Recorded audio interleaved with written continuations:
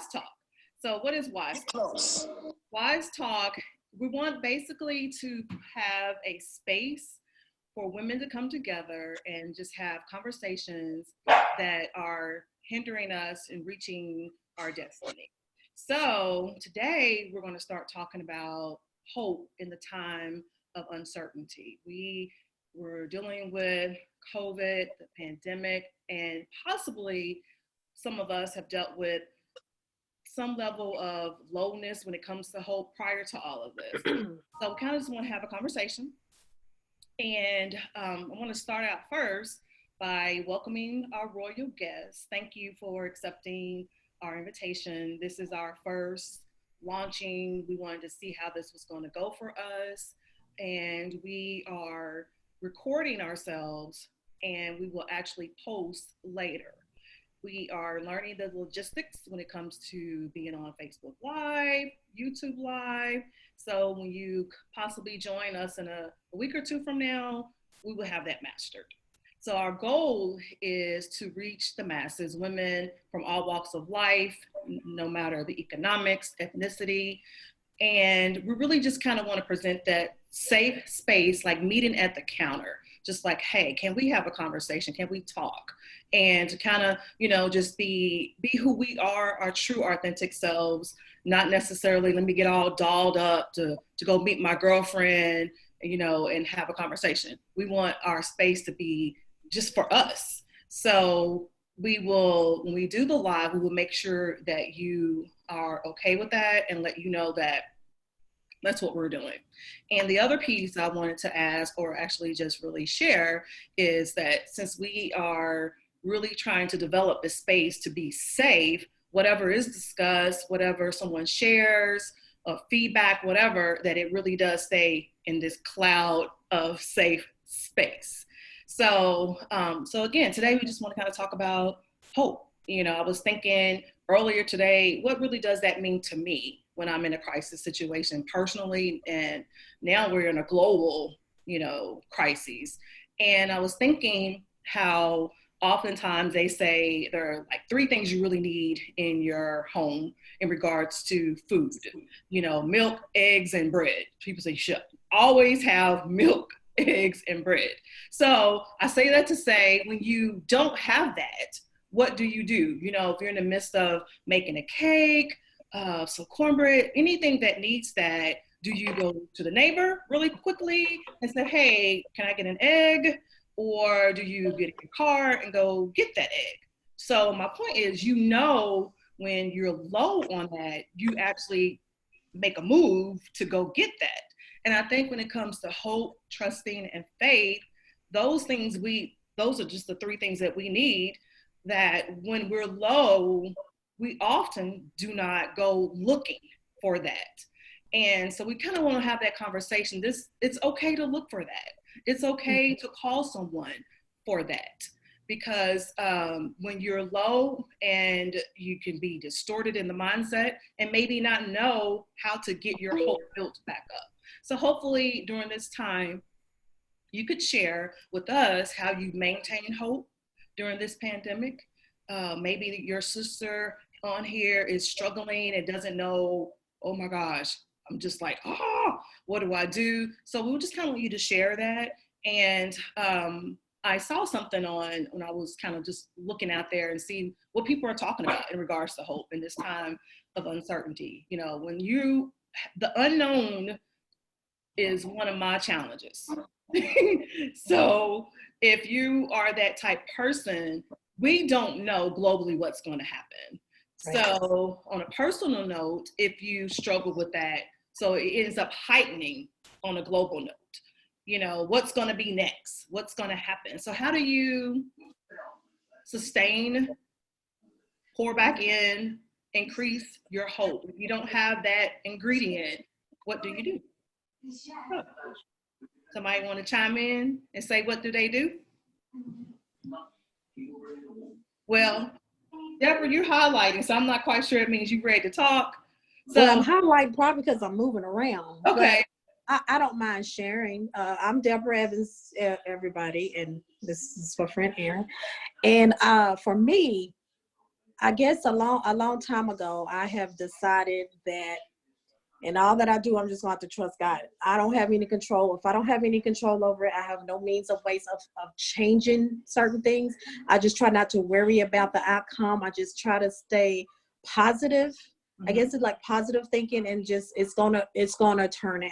So my hope is that it is going to turn out. It's going to turn out okay eventually. Just stay faithful, stay busy, stay positive, and stay connected. Because you have those moments, those days when you're just like, oh my goodness, you just have those down days, I guess. Stay connected to those who, that is positive as well. So I actually looked up hope, like, okay, so what is hope? And it's like this great expectation that something is going to happen. Yes. And so I have a great expectation that something is going to happen that's going to be for my good.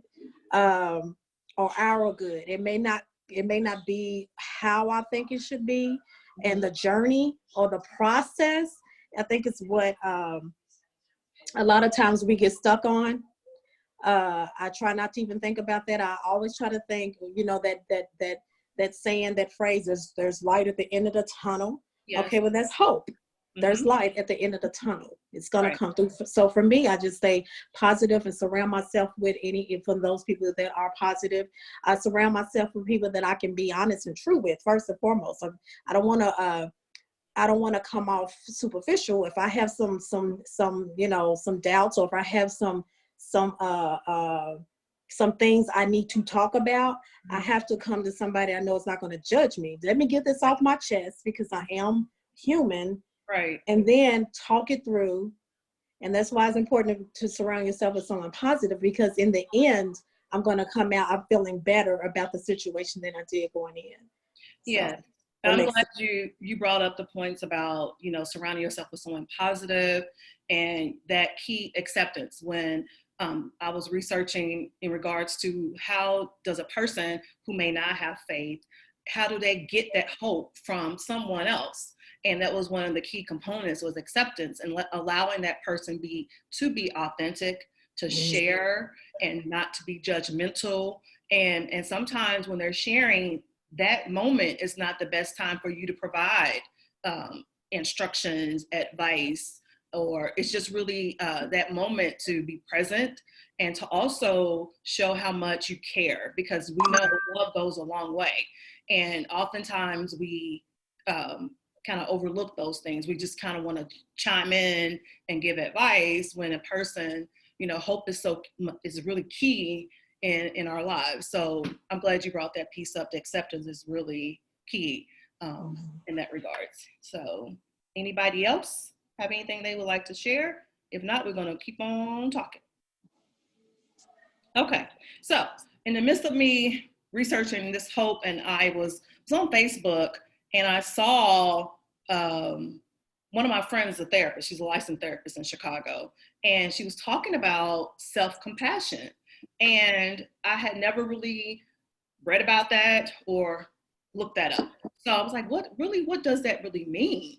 And oftentimes we're so quick to provide, hope, faith, trust to others, when really ourselves, when we're done and the midnight hour hits, we're laying on that pillow in tears because someone or we have not reached out to someone else for ourselves. So the other key component when you're talking about hope in the times of uncertainty is to remember self-compassion. Give yourself what you would give to someone else. And I think we fell in that area, especially as a parent, as moms. We get caught up in the riffraff, the everyday life, and we kind of forget that we have to exercise self-compassion. So someone says, well, what does that really mean for me? Well, again, if your friend or a coworker is in a crisis, or they come to you really needing some advice, or just, kind of like we were saying earlier, acceptance. So what you give to them, give to you.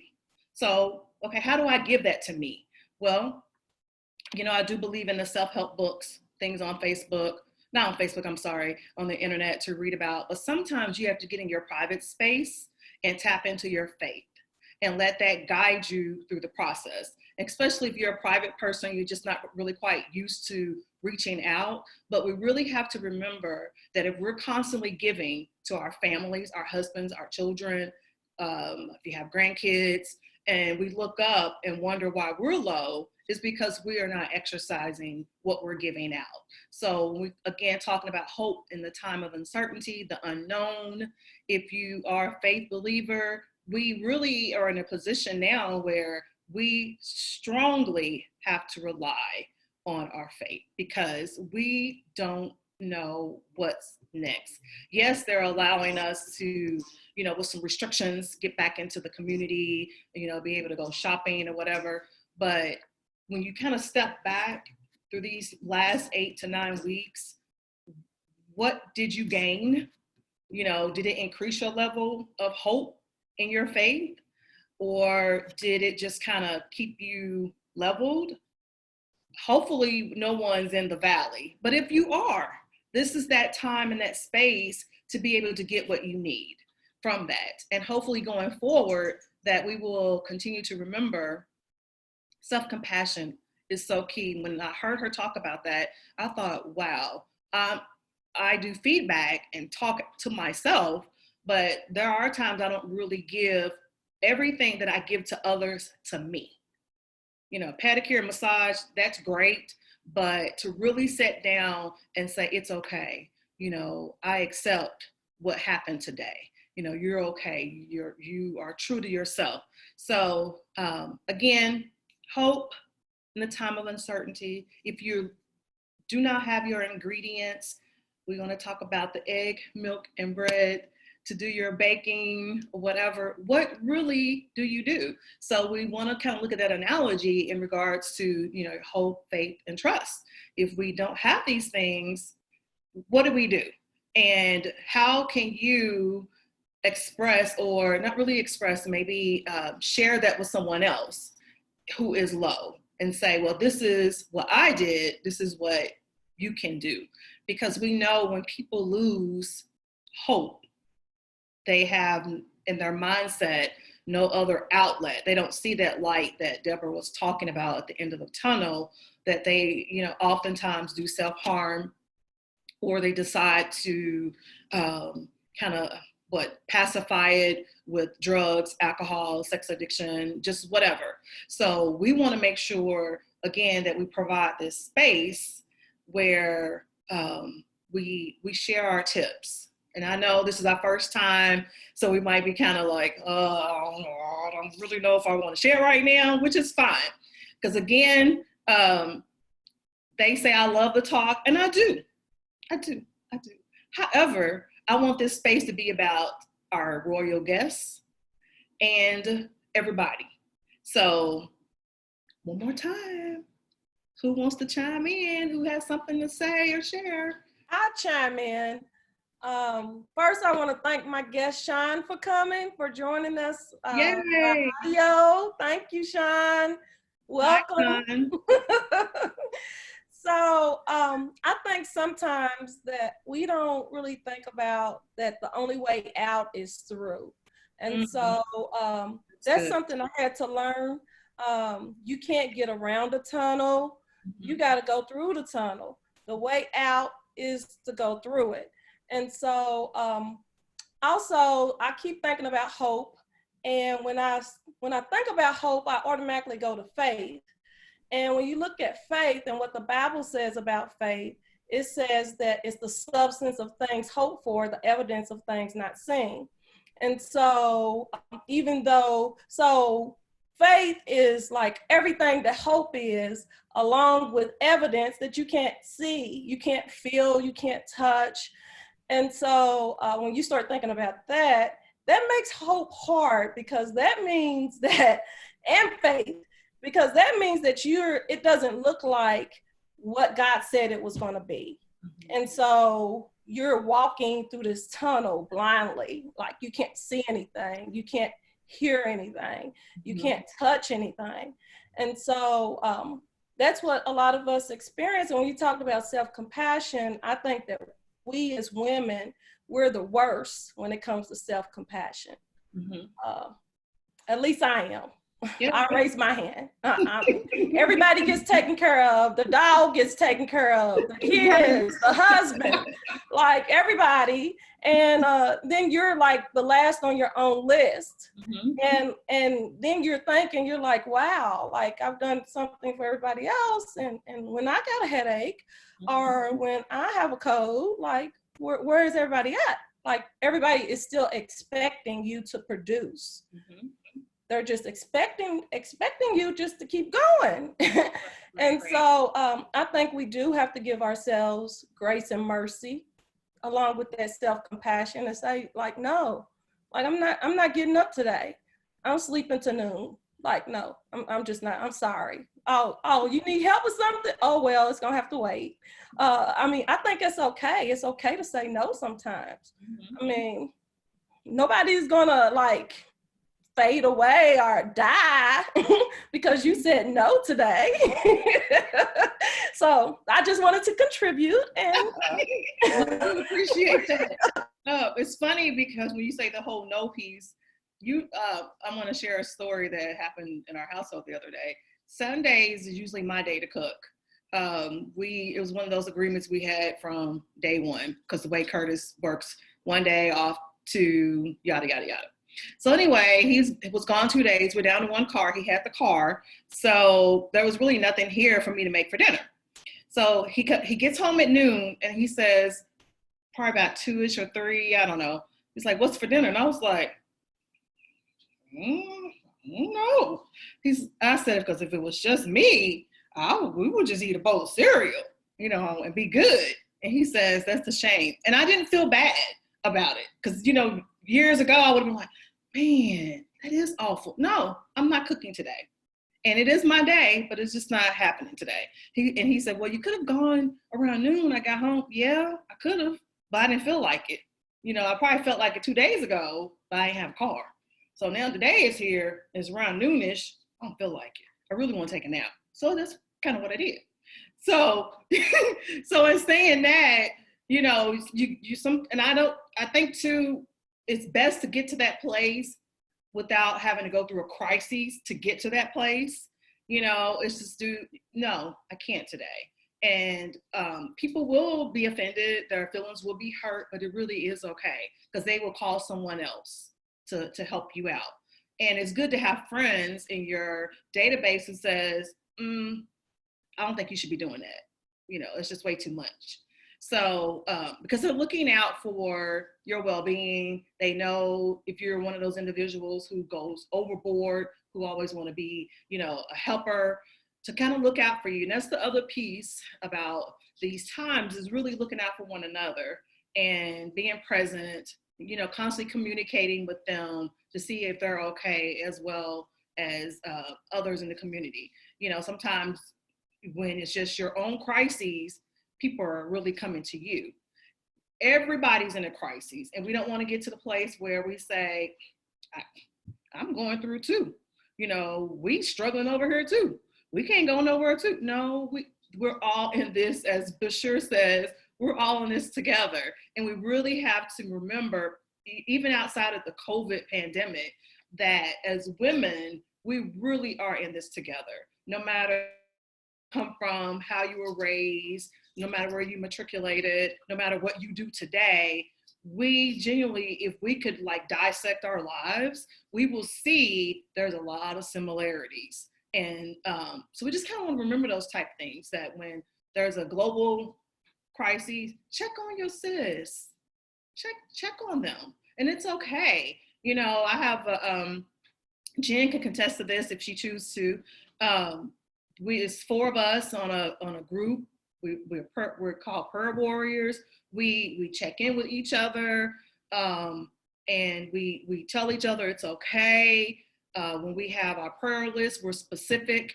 And I remember when that started, I wasn't as specific in my delivery with prayer requests or praying to God. So when you talk about hope in a time of uncertainty, we really have to be specific to not just ourselves, but to others as what we're going through. And I do apologize because Cooper feels like it's his time to talk. So I'm sorry about that. But anyway, so when my friend Jen started, you got to be specific. You got to be specific. And I remember thinking, I have been specific. And I said, no, I have not been specific. And I learned that from her. And it was just one of those beautiful gifts that I don't think I've ever told her, that it really helped me to step back and say, what am I missing in my life? What is going on? And Bryce, can you take him and go that way? And hold on. Well, I said this wasn't going to happen, but it's happening. So that's the beauty of being true and authentic. You just don't know what's going to happen behind the scenes. And Cooper does not want to go with Bryson. That's what we're dealing with right now. So now Bryson has him. Okay, we're back on. So needless to say, hope in the time of uncertainty. Let's be specific in talking with our sisters and our friends. Be specific in our prayer, in our faith. And so I just kind of wanted to share that story was funny with Curtis. And to just remember, there's so much you can get out of this when we're talking about the time that we're in. We have to be specific. And we don't want to, be a one-hit wonder, try something out and be done with that. No. When you have someone sharing with you, your friend database, and they've used it and you've seen it work, why not try it? Do you not trust them? Do you not believe? So maybe that'd be another segment is we talk about hope, but if I don't believe anyway, how does all that work? When we talk about when Kim was saying in regards to the faith, and that's so true, we have to believe that what we're hoping for is going to come to fruition. It just may not look like to you what you thought. And that's pretty much all the time, especially with me. That's all the time is you have this 1 through 10 steps on how you think your destiny is gonna voila. And if you're in the faith and you trust in God, he just says, I'm gonna let you go on and write that 1 through 10 steps because, I really do want you to be involved in what's gonna happen. But at the same time, and I told you to write that vision and to make it plain. So you're doing everything that I'm asking because we know that obedience without sacrifice, just not gonna work. It's dead. So I'm gonna allow you to play into this whole beautiful scene. But there's a B-U-T. You done wrote that out. You done prayed and sent out your specific prayers. And God says, now I want you to watch me. Believe in me and watch me take control of the 1 through 10. We're going to get to the end, but the 1 through 10 just may not look like what you thought it was going to look. And, and talking about that, it's kind of like, maybe we need to change our lens. Maybe those readers you've been wearing, that's not the right, what do you call it? I don't know. Say that, somebody tell me, I can't think right now. Yes, maybe that's not the right prescription. Thank you. So maybe you need to go back to Walmart and get a better prescription in the natural. Oh, Tara had her hand raised. Thank you. I do apologize. You know what? That little blue thing, I told them I will not see it. So I'm gonna need you just to chime in because if I don't, I'm gonna hear it and I don't see. Sorry, Tara. No, that's okay. Can you hear me? Yes. Okay. No, I just wanted the point you made about saying no. That's one thing I had to learn is that sometimes saying no is the most God-honoring thing you can say. Because what I learned was that when you say no to something, you're saying yes to something else. And so sometimes I have to say no to certain engagements or invitations, or just being a part of something. Because I have to say yes to my personal time, or yes to my family, yes to my rest, yes to my mental health. So I just wanted to throw that in there because you made that point about sometimes you just have to say no. Yeah. But like I said, saying no to something is saying yes to something else. And that's a good quote. Saying no is saying yes to something else. So maybe that'll help whoever's on here who hasn't, processed that or gone through that type of journey, that it's okay to say no, because you're really saying yes to something else. And you're correct. God does honor that, because really our first and foremost responsibility is what's going on in our dwelling places, which is our home. So yeah, that's a good point, Tara. Thank you for that. Anybody else have anything they want to share? Y'all know I'm excited, so I get super duper, I can't stand and move, so I have to do my movements like right here. So I'm not sure of the time because my screen don't have the time on there. So in regards to hope, I have one thing. Yes. Early on in the pandemic, I definitely came down with COVID-19. And there were some dark days when I was isolated from my family and I was really sick. And, they talk about it at nighttime, you're sicker. And that was definitely the case. And my house was quiet. My family was far away and I was coughing. And I got in kind of a dark, scary place where I was like, I can't feel hope. Ironically, right before I had been sick, my last Bible study session that we were doing the study on Gideon, and we were talking about how Gideon's warriors were asked to use kind of unusual weapons to fight the enemy.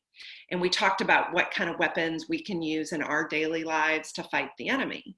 And so we talked about how prayer and worship and gratitude could all be weapons that we can use in our daily life. And so in those dark moments, I had to make a decision to be disciplined enough to use those weapons. And so I started by, instead of getting focused on worry, and sometimes prayer for me can become like a worry. You're praying about things specifically that you're worried about, so then you focus on the worry. So prayer for me in that situation was not able to be used as my weapon, but I used gratitude to fight the worry. And so I would focus on things that I could be thankful for right now. So I made a point to start making a gratitude list. And I've been keeping a gratitude list for 60 days now. And it changes your mindset. So, it started off with, I am safe.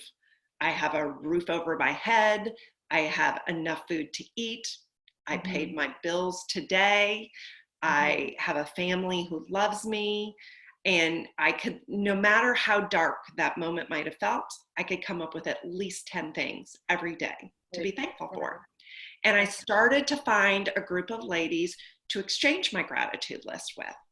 And it was interesting because even if you were tempted to think, I don't have anything to be thankful for, when you would see what other people were thankful for, you'd be like, oh, well, I can be thankful for that. I've got a roof over my head. Oh, I've got a warm place to sleep. How selfish of me not to think of that. And so by making my list, I could come up, it changes your mindset. And I found that it was able to help other people change their mindset too. So gratitude is one way you can always find hope too. And it also forces you to focus on the here and the now, right now. Instead of worrying about what's down the road 10 days, what's down the road 10 weeks, what am I thankful for today? God has given me enough blessings for today. I don't need to worry about the blessings for tomorrow. I have enough blessings for today. Thank you, Jen. Jen, you didn't tell me. I was really sick and I was in a really dark place. I'm telling you, that's the thing that pulled me out of it. It helped me to see God's hand on my life and the way he was blessing me right then. And I'm telling you, I've been able to share that with other people. And that is a really easy thing to share with somebody in a totally non-judgmental way. Because I saw other people who were really negative. Instead of saying, you seem really negative, I could say, I was in this really dark place. And one of the things that helped me was to keep this list. Do you want to exchange lists with me? And some people would do it, and some people aren't going to grab onto it. And that's fine. I don't care. I don't need to do it. But I keep the list on my phone every day. And at sometime between 5 and 8 o'clock at night, I send it to several girlfriends. And most of them exchange back with me. And it's been a total blessing to me. And it's also been a way to connect with other believers who, you know, are positive.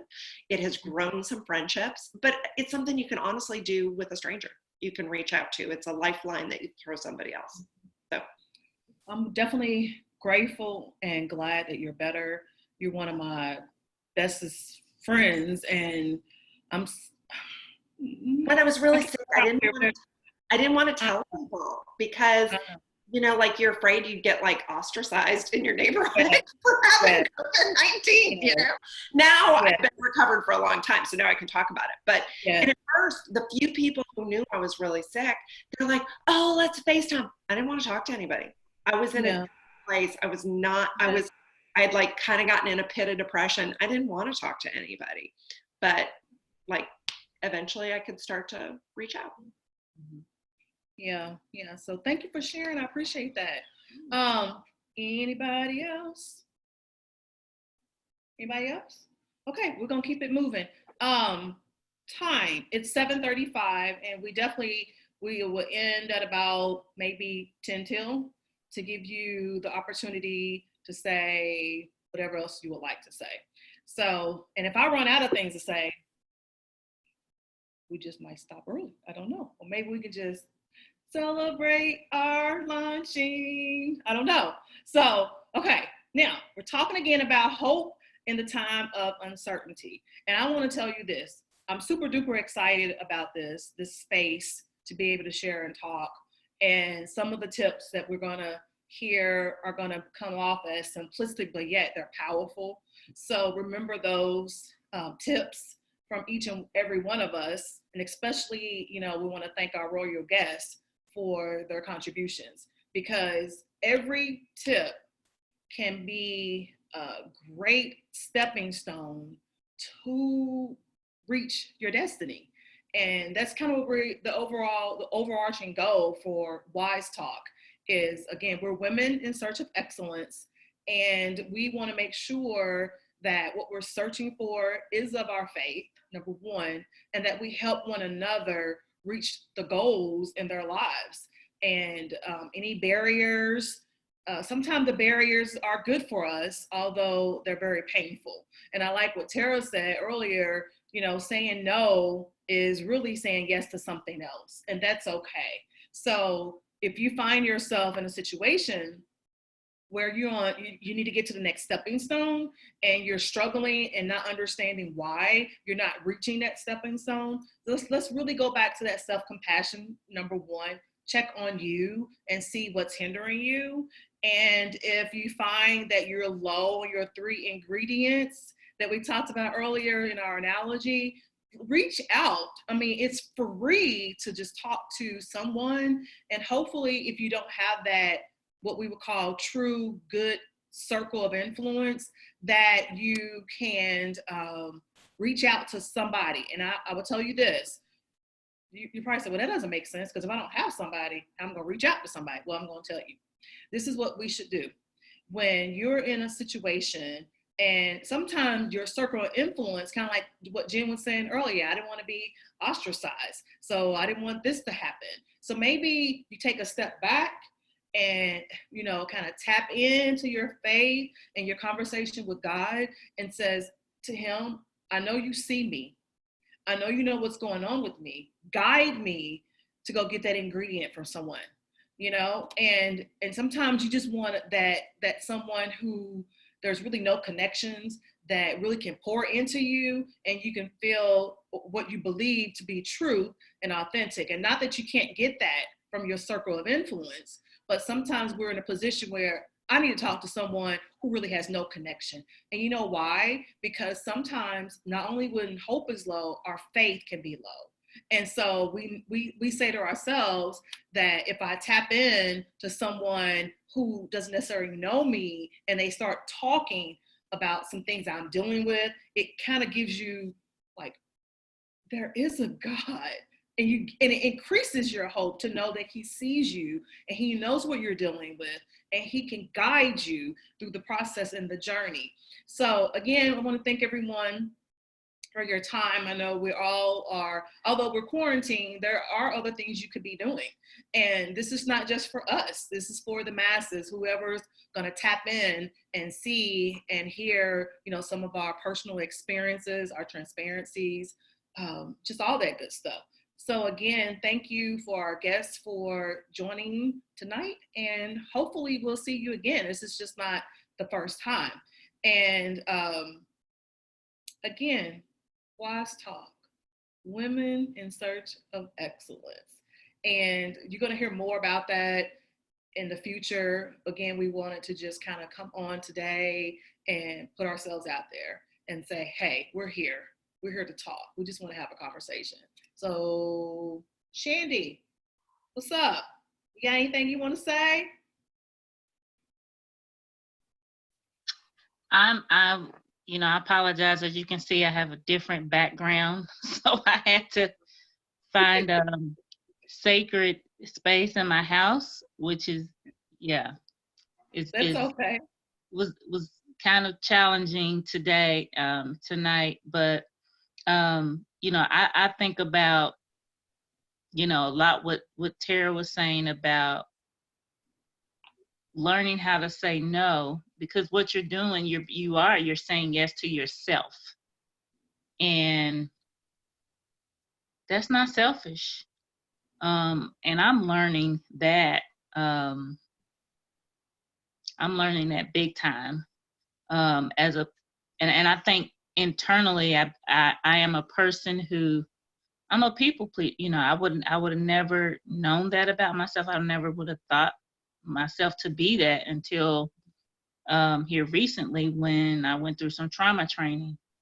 And I was like, wow, that's me. So now I have to,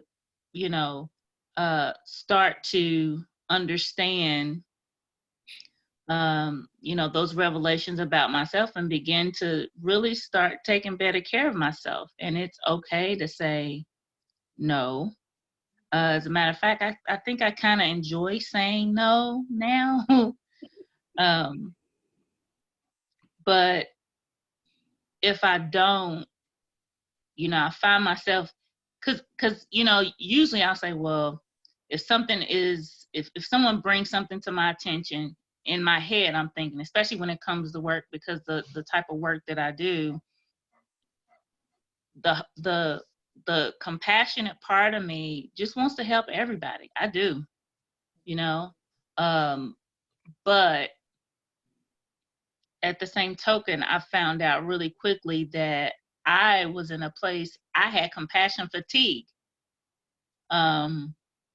And that's basically, you're caring so much for other people that it's just really wearing you out. It was wearing me down, and I was empty. I was completely empty. By the time I got home, I was empty. Any other time, I was empty for the next day. And so I have now intentionally put some things into place where I can now take care of me.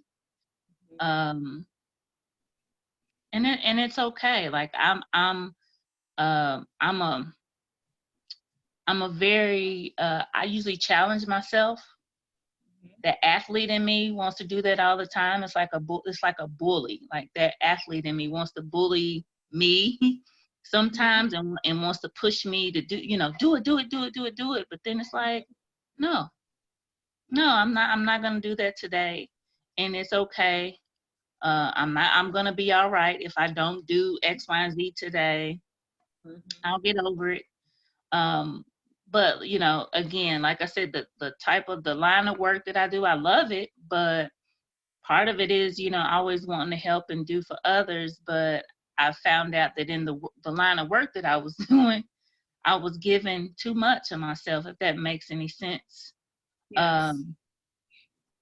And I was bringing it home with me.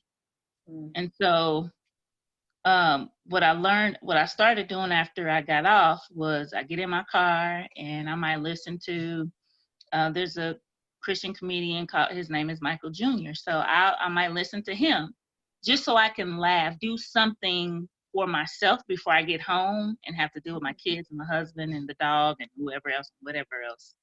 So I started listening to him, or, I always listen to music, but I just wanted to laugh. I just wanted to enjoy. I wanted to smile, and I wanted to, because I knew when I got home, yeah, you all know how that is when you get home and your kids, they haven't done what they're supposed to have done, and or you got to cook or whatever. It's just always somebody else.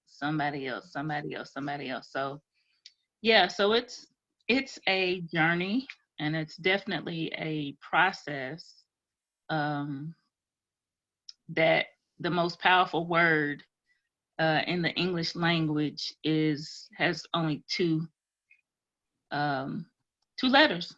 No. It's just that simple. No. No. I was looking for like something new that you would get ready to say. So I'm glad to know that is the most powerful word. So it's simple. Right. Peggy, do you have anything that you want to add before we sign off?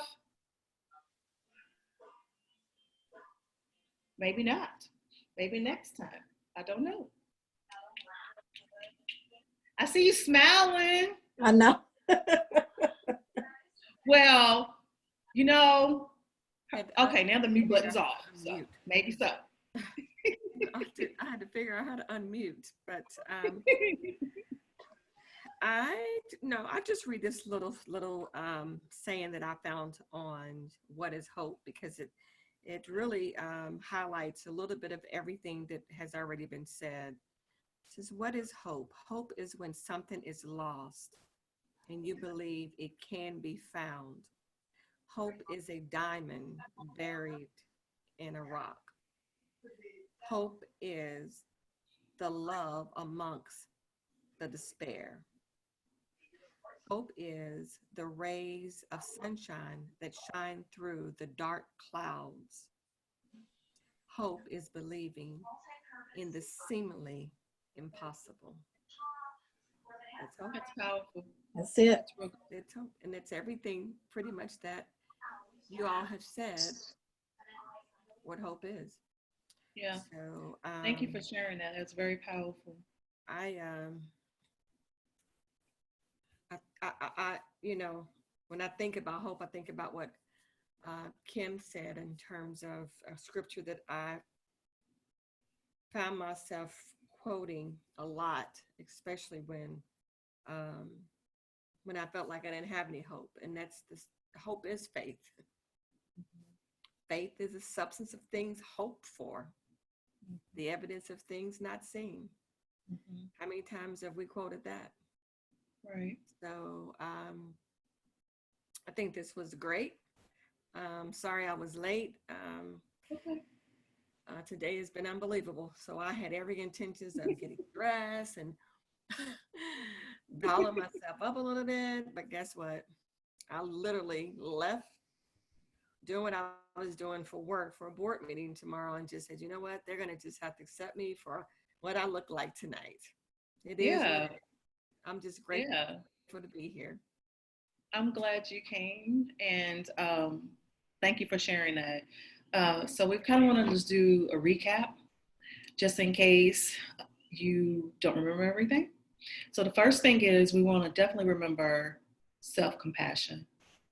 We want to also remember saying no means saying yes to something else.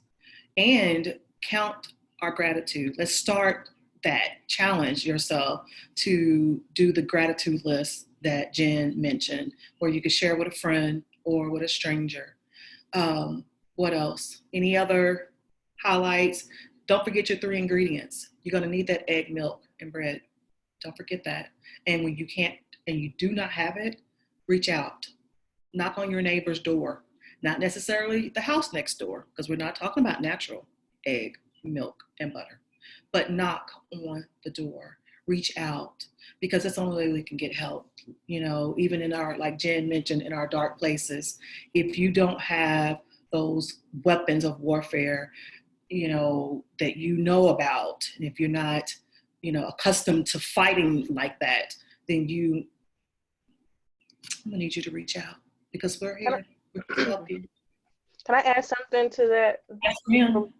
I just feel led to just share this, what I was reading today in Romans, because it ties into a lot of things that several of you have said. Because even if, like, we can't reach other people, you know, we just have to remember, though, that God is always present. And so our hope has to be in something greater than ourselves, and in something greater than what we can see, even if no one's available to talk to. So I just want to briefly share with you what I read today in Romans, and it was about Abraham, and it was in Romans chapter 4, and it was basically talking about the promise that God gave Abraham and Sarah, you know, to increase his descendants. And of course, Abraham was almost 100 years old, but it really stood out to me and said he did not waver at the promise of God through unbelief, but was strengthened in faith, giving glory to God, and being fully convinced that what he had promised, he was also able to perform. And therefore, it was accounted to him for righteousness. And then over and over again, just in that chapter, it just kept talking about how God looks at faith and he accounted to him as righteousness. And so that just shows the importance, you know, of having faith. And, you know, no matter what it looks like, no matter the conditions, the circumstances, or how long it seems to take to accomplish things, we have to remember that God is able to do and to perform what he said he would do. Yes, I totally agree with that. And thank you for sharing that. And, you know, Abraham is one of those that I've been really, really, I don't want to say studying, but he's been a part of my life lately. And that might be a whole nother episode. So thank you, Tara, for sharing that, because it is so true to take hold of that, of your faith, and to look for the uncertainty to become known when God manifests that unto us. So the unknown is not always such a bad thing. Sometimes God blinds us, you know, and take us through the process so we can learn some of the things that we've talked about today. So again, thank you for watching. Thank you for tapping in. Hopefully you will join us again next time. Our next episode is going to be, what's today's date? May 18th. So what's 2 weeks from today? Oh no, I gotta look at the calendar. Let's just see. 2 weeks from today will be June the 1st. Am I correct? Yeah, June the 1st. So we will be back June the 1st. Thank you. Peace out.